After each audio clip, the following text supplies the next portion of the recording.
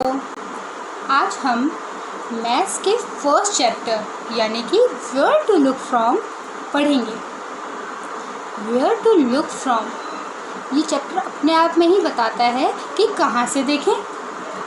आपने देखा होगा कि हम अपने आसपास की चीज़ों को ऊपर से, नीचे से, कभी आगे से, कभी पीछे से, हर चीज़ से, जगह से देख सकते हैं। चीज़ों को हम इंग्लिश में कहते हैं ऑब्जेक्ट। क्या कहते हैं? ऑब्जेक्ट। और यही ऑब्जेक्ट जो हैं जो हम अपने रियल वर्ल्ड में देखते हैं, जैसे कि मेरे पास एक बॉल है, देखिए इसको हम छू सकते हैं, है ना।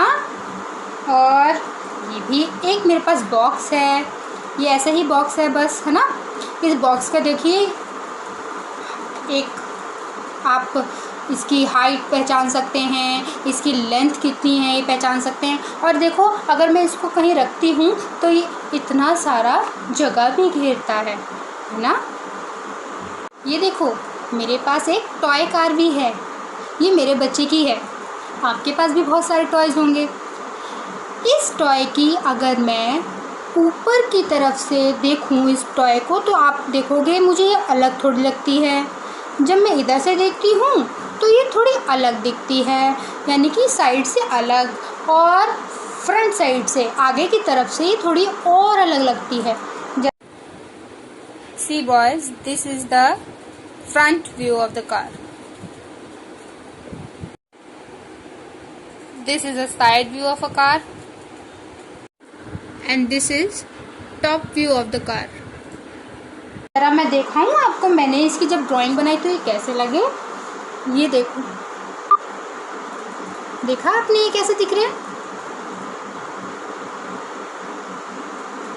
हाँ, और अब आगे देखिए।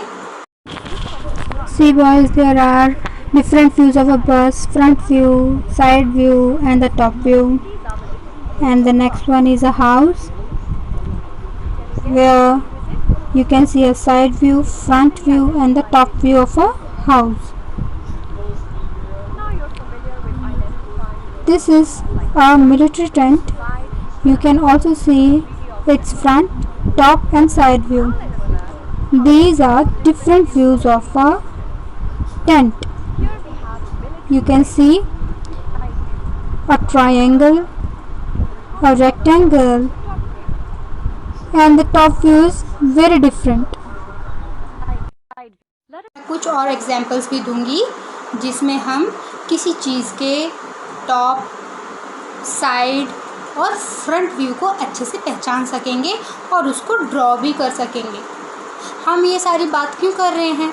Top view, front view, side view, हम ये बात इसलिए कर रहे हैं ताकि हम 3D और 2D शेप्स के बीच में कुछ फ़र्क को पहचान सकें। अभी आप छोटे छोटे बच्चे हैं, इसीलिए मैं आपको उसी तरीके से समझाऊंगा। तो मैं अभी आपको कुछ क्लिप दिखाने वाली हूँ, उसमें आपको और भी ज़्यादा इससे समझ बनेगी।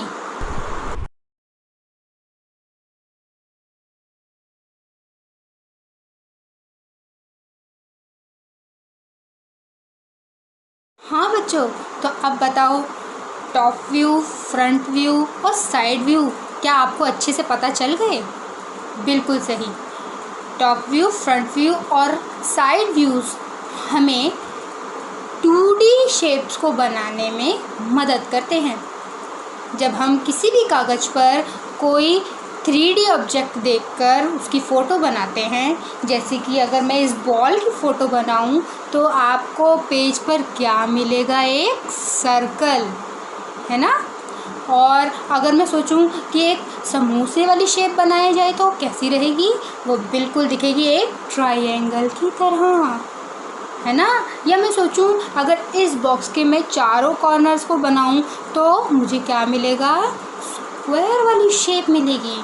और अगर मैं ज्योमेट्री वाली कोई शेप को बनाऊं तो उससे मुझे रेक्टेंगल्स मिलेंगे, है ना। तो हमने क्या देखा कि 3D जो ऑब्जेक्ट्स हैं उनसे हमें 2D शेप्स आसानी से प्राप्त हो जाती है और उनसे हम इजीली रिप्रेजेंट भी कर सकते हैं। ठीक है, तो अब हम शुरू करते हैं अपना दूसरा टॉपिक। वो क्या है? दूसरा टॉपिक है हमारा dots and lines. Dots and lines ये देखिए मेरे पास एक बुक है, देखिए आपने देखा इस पेज पर कुछ डॉट्स हैं और उन डॉट्स पर लाइंस बनी हुई हैं। कुछ लाइंस तो एकदम सीधी हैं, लेकिन कुछ लाइन घूमी घूमी है, घूमी घूमी है ना। एक और दिखाती हूँ, यहाँ देखिए ये वाली जरा शेप देखिए फ्लावर के लिए, ये पेटल देखिए कैसा है, घूमा हुआ है ना। ये लाइन कैसी है, घूमी हुई। और कुछ लाइन एकदम सीधी हैं जैसे ये। तो इन सीधी लाइनों को हम बोलते हैं स्ट्रेट लाइन, और जो घूमी हुई होती हैं उनको बोलते हैं हम कर्व्ड लाइंस। समझे? ये स्ट्रेट लाइंस और ये कर्व्ड लाइंस मिलकर कुछ पैटर्न्स बनाती हैं। आप देख सकते होंगे कहीं बेडशीट्स पर, कहीं ज़मीनों पर, कहीं हमारे घर की टाइल्स पर, कहीं पर्दों पर, कहीं हमारे किसी भी कपड़ों पर आप देखते होंगे कुछ खास पैटर्न होते हैं। उन्हीं लाइनों को बार बार रिपीट करने पर हमें ये पैटर्न्स प्राप्त होते हैं। आप ज़रा अपनी बुक का पेज नंबर 4 पर देखिए, यहाँ पर तो आपने इसमें देखा होगा कि बहुत सारी लाइंस जो कुछ कर्व्ड हैं और कुछ स्ट्रेट हैं हमारे लिए क्या बना रही हैं, पैटर्न्स बना रही हैं। आपको भी ज़रूर ही पैटर्न बनाने बहुत अच्छे लगते होंगे, है ना। अब हम आगे बढ़ते हैं और आगे के टॉपिक पर बात करते हैं। आगे का टॉपिक है मिरर हाफ्स। मिरर हाफ्स क्या है? मिरर हाफ्स ये हैं कि एक बारी क्या हुआ, आपकी बुक की ही स्टोरी सुना रही हूँ मैं। एक बारी क्या हुआ, एक बड़ा चालाक आदमी था भाई।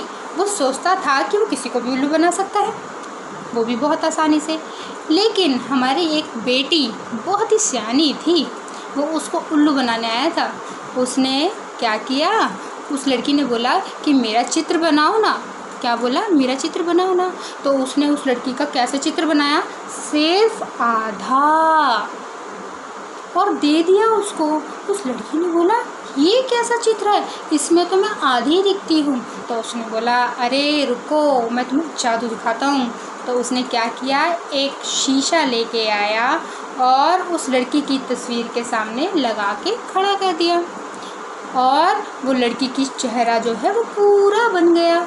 तो उस पिक्चर को देख के वो खुश हो गई, और इतने में ही उसने पैसे भी मांग लिए। किसने? चित्र बनाने वाले ने। अच्छा, तो लेकिन लड़की भी बहुत चालाक थी, तो उसने क्या कहा, भैया जी ये लो पैसे। लेकिन पैसे कैसे दिए? आधे। और जैसे ही उसने आधे पैसे देखे तो वो गुस्से में तिलमिला उठा। उसने बोला ये क्या, मुझे आधा नोट देती हो? तो उसने बोला ये लो शीशा और इसको रखो सामने, ये हो जाएंगे पूरे। ये जो एक्टिविटी आपको अब मैं बताने वाली हूँ ये इस कहानी पर ही बेस्ड है। इसे कहेंगे हम मिरर हाफ्स। आप सोचेंगे मिरर हाफ क्या है? मिरर हाफ्स का मतलब ये है कि किसी भी चित्र को हम ऐसे लाइन से हम बांट सकें, जैसे अगर हम उसे फोल्ड करें यानी कि एक के ऊपर एक रखें तो वो पूरी तरीके से कवर हो जाए। समझते हैं आप इस बात को? तो पेज नंबर 9 पर देखिएगा, जो कि है ये।